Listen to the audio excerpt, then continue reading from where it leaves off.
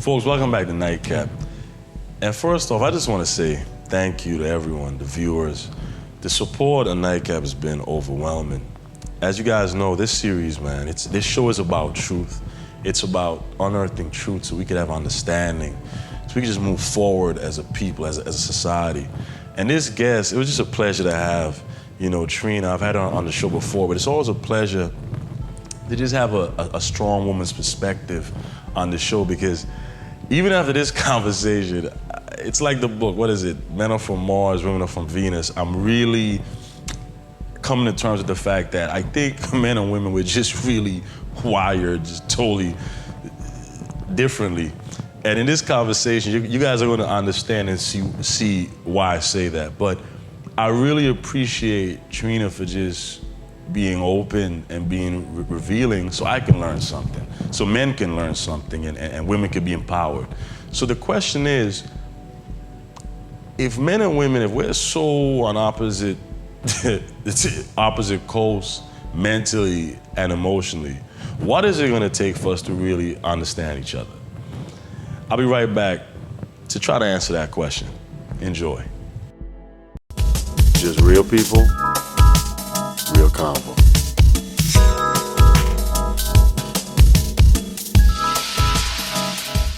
I'm Peter Bailey, and after my talk with Absol, I ventured to Studio Center in Miami Gardens, where I shared a very revealing NiteCap with Trina.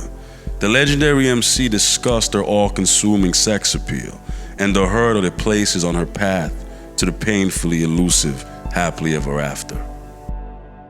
Trina, how you doing? I'm great, how are you? It's always good to see you, Trina. Thank you. Trina, when I think of artistry and women, femininity is something that's very seductive, but it's very seductive in a very subtle manner. You've been able to exude femininity and strength, but still with a certain poise. How have you been able to do that?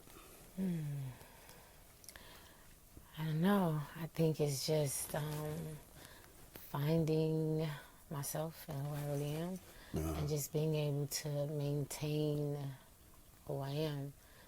Just kind of staying. I know that I'm a woman, and a female, and just to be able to exude that and to be sexy and to be sensual, but to still be like strong and still be able to like stand firm. Sometimes it get kind of hard because I think people could misconcept it, or you feel sometimes it could be taken advantage of. But for me, I came like around a bunch of guys, so sometimes I feel like a guy.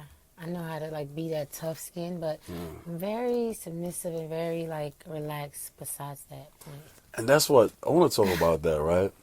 Because the song F Love, we were just sitting with some brothers, we were talking that it seems we're in a culture today where feelings are just, I don't know, everyone wants to be cold.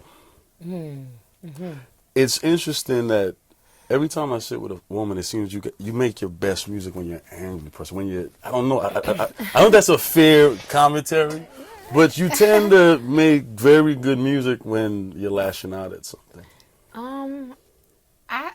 I wasn't angry when I made that record. It was more of those things. Like, actually, the artist I work with, Tory Lanez, he had a bunch of different sounds, and that was, we heard that record first and we skipped it, and we recorded some other records, just some club tempo-y kind of stuff, and kind of towards the end of it we went back to that record, and in the record, in the studio, it was more of emotion. It was more of like, if I'm in the situation or whatever I'm going through and I'm with my girlfriends and I'm discussing how I feel, it's more like conversation. So in the booth, it was kind of like, it was a moment of, I know my worth, I'm not going to settle. And then there was moments of, the first verse was more like, it was just hard. It was basically like, I don't care, I'm not settling for nothing, you're not going to try me, whatever. I don't care about nothing. I don't care about the ring if it's not real. I don't even want none of that, because that's not the stuff that really, like, makes me happy.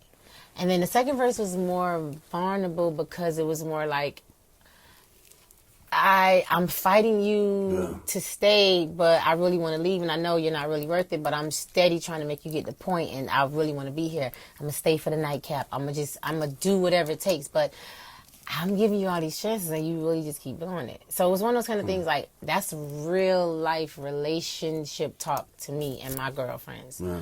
So in the song, that's kind of what it felt like. It wasn't anger. It was just like letting you know, like, don't play with me. So Trina, as a man, speaking to men, why is that common theme, or we just aren't doing right? Why does that seem to be a very popular theme in our community? I think, honestly, my thing, I mean, with me just having, like, friends that Are we that trifling? You know what it is? It's one of those things that I think guys just, well, today it seems more because it's the social media and it's so much access to any and everything that you want to get to. So if you have a relationship or you have a friend or a girlfriend or whatever, and if things aren't going right, it's so easy for you to get to this person across town, to this person, to that person, because it's so accessible. And I just feel like it makes it more harder now because, you know, guys, you don't like to stay with one situation. I think it's one of those things. It's the challenge of being able to do what you want to do and to move around. It's really gross, but it's one of those things that everything is so fast that you're not really understanding what one relationship is. I don't say all guys, but I think you got to go through so many phases to get to that point. You want to play, you want to go out with your boys, you want to hang out, you want to have 2, 3, 4 different girls, you want to text leads into sexting, and that leads into hooking up, and that leads to other things, and then you over here, you over there, and then when you get back with your girl, I don't understand how you could be so cold and not feel bad that you've just done all these things and you have to come back to the person that you're supposed to, like, care about so much. To me, that's just how I feel, you know. And I think from our scope as men, I think the fear is becoming now that there's a belief that I like to say. You could tell a lot about a society by its women. Because women you're the smartest sex. You can tell a lot about a society and its culture and its beliefs through its women. I think we're reaching a point where women are saying, you know what? F you guys. We're going to do what you do. Oh, I definitely feel like at this generation now, the women are becoming the men. You know, there was this thing that girls shouldn't do, or women shouldn't do what guys do. And now I just think it's almost like women don't even care. It's like an equal standard. I don't feel like it makes it better. I just feel like if you don't want to be committed or in a situation, just be single. Just be able to bounce around and do whatever you want to do. But if you get in something and you call yourself being committed or faithful or just you make a person feel like that's what it should be, then just give that honesty. Otherwise, I mean, why even go through that part? Because it's the agony, it's the torture, it's the distrust, it's the it go from love to hate. It's all these things that it just make everybody all crazy. It's easier to just be honest. Just be honest. That's it. Just be honest. And if a person doesn't accept that, then that's not the person you should be with. Well, I'm going to be honest with you, Trina. Yes. I might put you on the spot, but okay. Gosh. In life, we evolve, right? When I was young, when I was in college, like most guys, of course, I was in that state of mind. And Trina, your body of work was a catalyst for a man who's not fully evolved into appreciating a woman's more spiritual side. So to be fair, you're right. We're bombarded with a lot of flesh. It's everywhere. Trina, at one point you were the face of that. Yeah. So now I'm evolving. So you're telling me I need to evolve and not just focus on the ass. I mean, of course. I mean, well, honestly, I feel like the new generation is definitely taking over that. I mean, because it's all over the place, everywhere. I think at that point for me, when I started, I was just real young, and it was just like, we were just wild and having fun, and it wasn't a big deal about so much the body. I mean, I'm just a regular Southern girl with a body. That doesn't really impress me because I've seen that so much. And I think when I came out and it was that, it's just a girl from Miami, you just a thick or you just got a nice shape, and that was naturally known. Now it's just outrageous. Everybody has everything everywhere. It's way too much. It's something that I can't. It's just always nakedness everywhere I turn. I feel like at that point, then I think just at that age of just like, I mean, when you like 19 and 20 and 21, nobody can really tell you nothing. You want to just live, explore, do your thing, whether you're in college, whether you're out of high school, whether you just fresh with your ID that you could legally drink and you could go to the clubs and party. You just like, it's just that energy of that. And that was the era of that. And I feel like, so now I feel kind of like, it's overkill. I don't feel like I'm even as up to date with it, because as much as I try to like tone it down, everybody else is like taking it off. So I'm feeling like, whoa, like I'm missing the wave or something, because I guess it's more. And I mean, I guess it's just the generations after generation, everything just changed. And now that I see like, okay, wow, it was this and it's raw and it's raunchy and it's sexy and everybody has, it's the butt and it's the body. Yeah, that's cool, because you're young. You don't care about, you're not even really caring about what the guys think, because they're going to look and do their thing anyway. But then when you start being in relationships and you start maturing and you just realize that, things ain't working right, over your guy is cheating on you for this, or if he's hanging at the strip club and he's not coming home because he's getting double the pleasure that you think you might not be given. It's one of those things to where you grow and you get it and you understand it. And I think I've done that. So it's like. Does it bother you sometimes when you have evolved and all people know is Trina, the fantasy? It doesn't really bother me. I don't really care. Like, I don't really care about too much stuff like that. I mean, it is what it is. I feel like if you haven't evolved, that's your problem. Yeah. And I feel like, I mean, you cannot stay 17 years old, 18 years old forever. So at some point you have to grow up and grow into the man or the woman that you are pursuing yourself to be, and by all means necessary. That doesn't mean, wear a full quilted skirt to the ground and just be like non-attractive. It just means that, things change. You do stuff differently. I think once you fall out of love, get your heart broke, stuff, things change. Your mind change. The way you feel change. The way you want to be perceived change. So for me, I feel like if people that don't grow or change, I just look at them like they kind of, I don't know, I don't want to say stupid, but I mean, just that's their issue, not mine, It's... Because I've always felt, Trina, you're like the architect of. I just look at I'm looking at a lot. Trina, I've been distracted. Oh my gosh, really? I didn't know it was that much of a distraction. We blame you a little bit. How? Because it's kind of like Trina. You know what? It's a Miami. You know what it is? Talk to me. It's Miami. Because you know what I realized is, this is one of these things. Like, I'm not the one that like. You don't look for the attention, but it's drawn.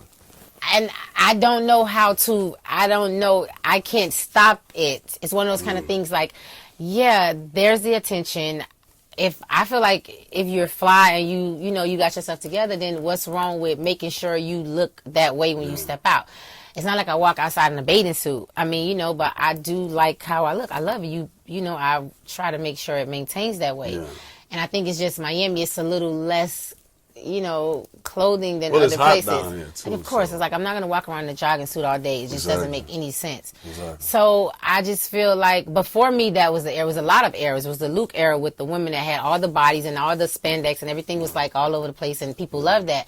And I just feel like for me, it was just a girl that was like the Southern girl with the body, and everybody was mimicking the body, and everybody thought that was a big thing. But me, I did not really over exaggerate that because my mom has that. My sisters, I see that so much. I'm not really infatuated by that. That's very interesting you say that. I'm gonna tell you what. A friend of mine she told me something because I'm guilty of this. You see women with curves, and you see, say, a King magazine, one of these magazines. They have the same thing on as a Victoria's Secret model, but the woman with curves is viewed as ratchet, as trashy, as. So there's some racial things. We have those discussions all the time. Me and my guy friend, when I'm in the airport, and we go, okay, so look at the shorts she's wearing. Yeah. And if I wore those shorts in the airport, it would be like, whoa. But why is it okay for her to wear them? Because it's little and I can see, cheeks and stuff, but I think it's a different demeanor. And I think because I don't really want to say racial. I just think because, The stereotypes that come. We come with more curves and more stuff that stick out everywhere. So you can't really just walk around the airport with like your, you know. Exactly. So I get that a lot. I have that. To be fair to you, though, I think that women love your body of work because it's very honest and endearing, and it's stuff they're really dealing with. Do you think? I think a lot of times as men, say black men per se, I think we go through a lot. A lot of issues. I do.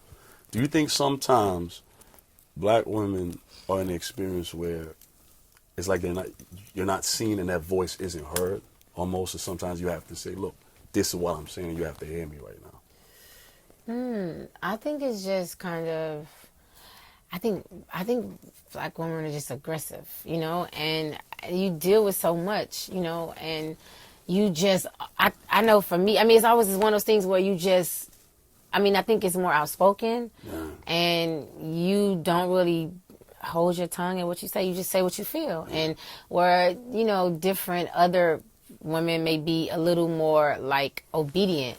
And I've heard that a lot. And I mean,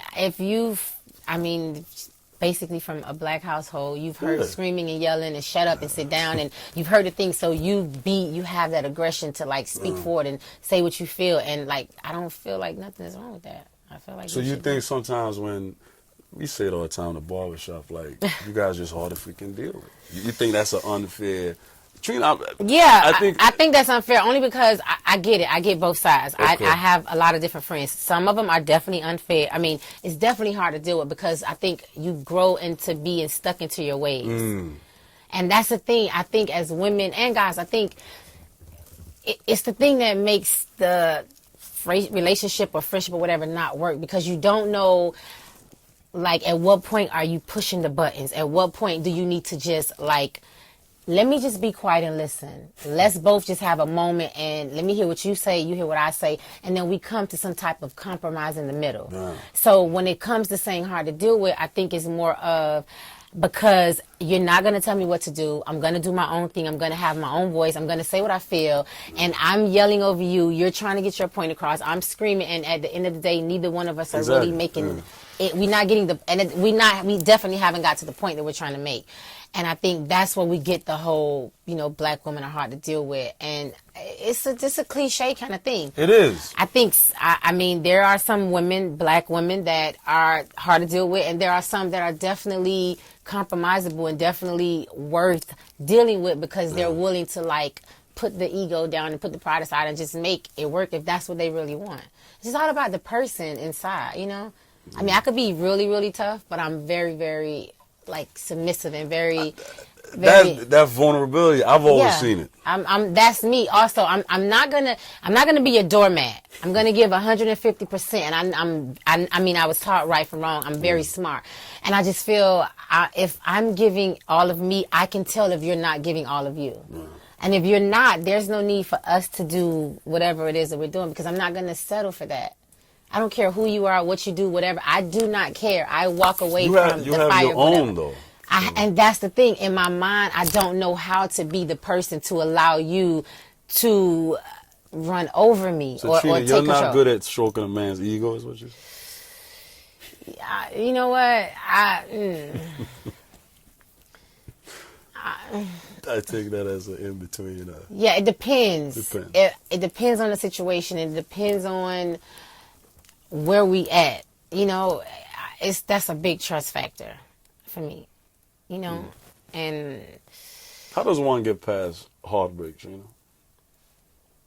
I think to forgive and let go. Me, I go numb totally. Have you been heartbroken? Of course. I have. Yeah, I have, and it's a horrible feeling, and you just don't know if you want to punch the wall or you just want to just scream or whatever you want to do.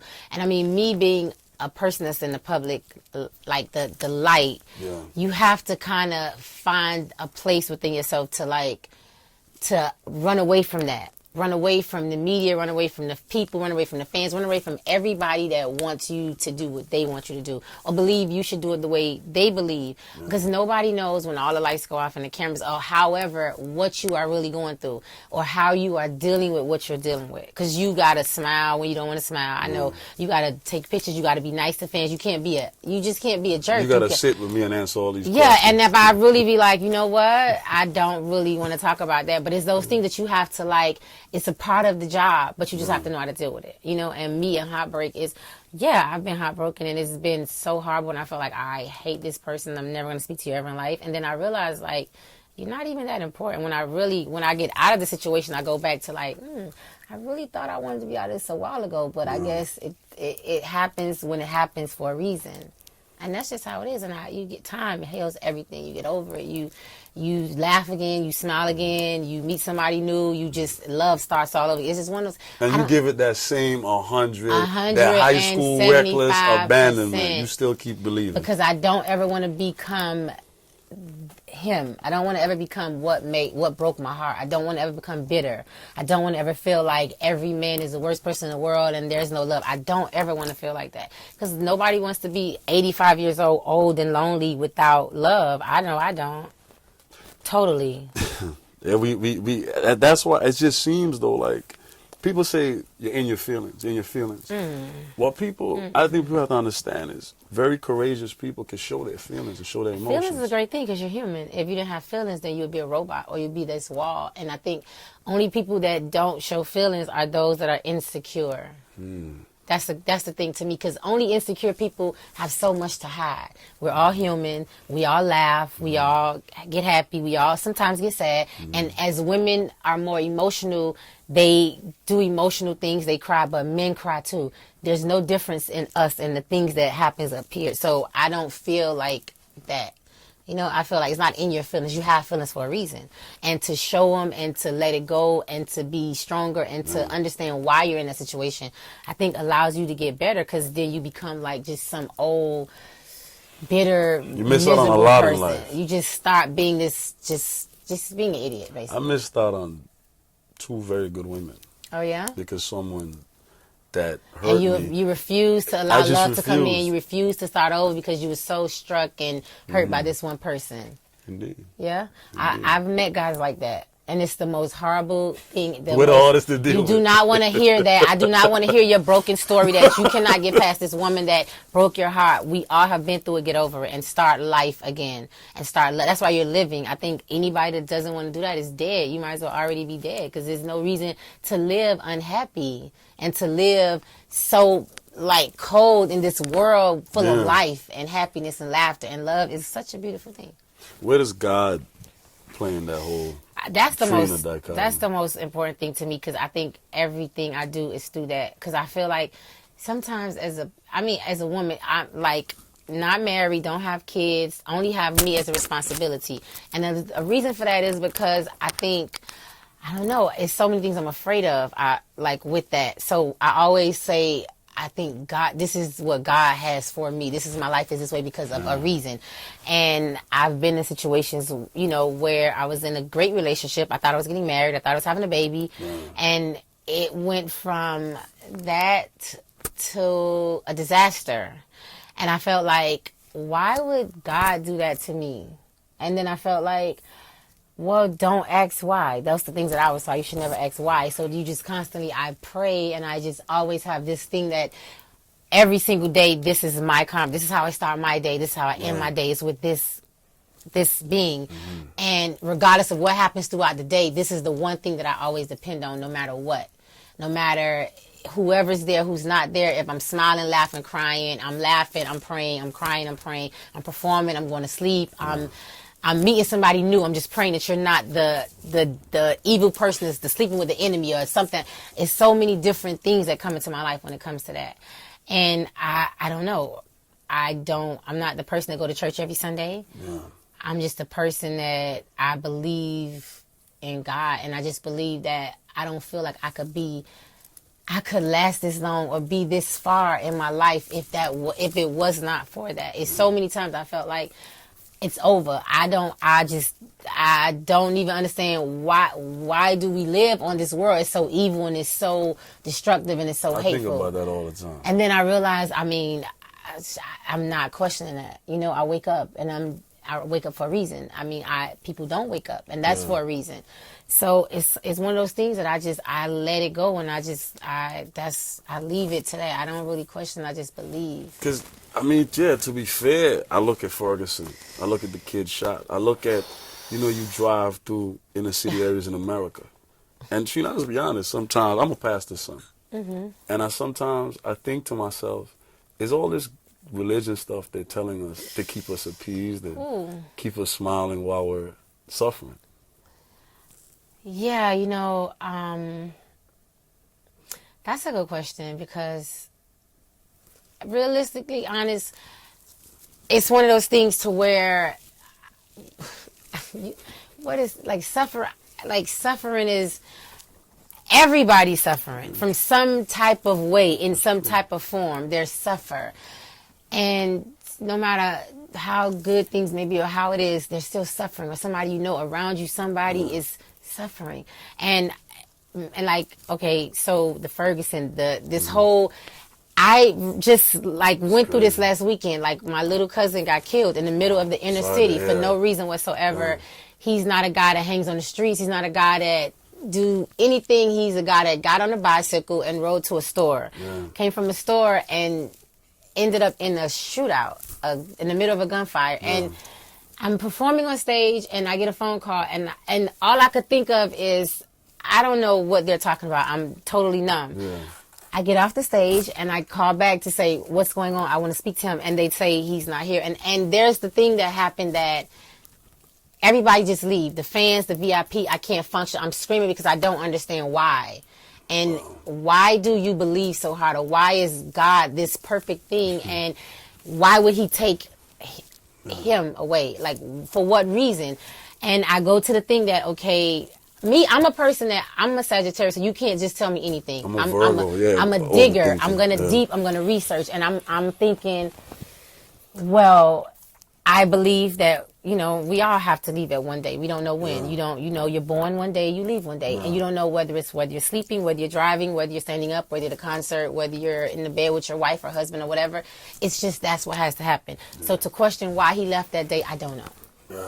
But the way you left that day is horrible. But I just still feel in my heart that at God's will, that's the day that he had planned for you, and nobody could tell me different. And I don't want to get into the questioning and all that, because then it's getting more terrifying, and then that feels like suffering. Why are we suffering? No matter what you're doing, no matter how successful you become, there's something that's still keeping you down in that fire to make you feel pain. And I don't know, I'm just living my life. My sister told me something that got me through a very depressing moment in my life. She said that, Peter, pain is how you look at it.